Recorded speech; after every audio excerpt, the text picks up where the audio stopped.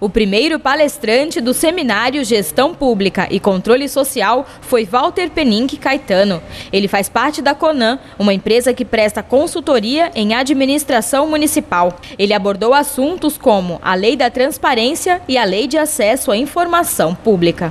O objetivo desse seminário é demonstrar qual a importância hoje da controladoria na gestão pública municipal. Ou seja, demonstrar qual é o novo cenário hoje na administração, as novas tendências na questão do controle público.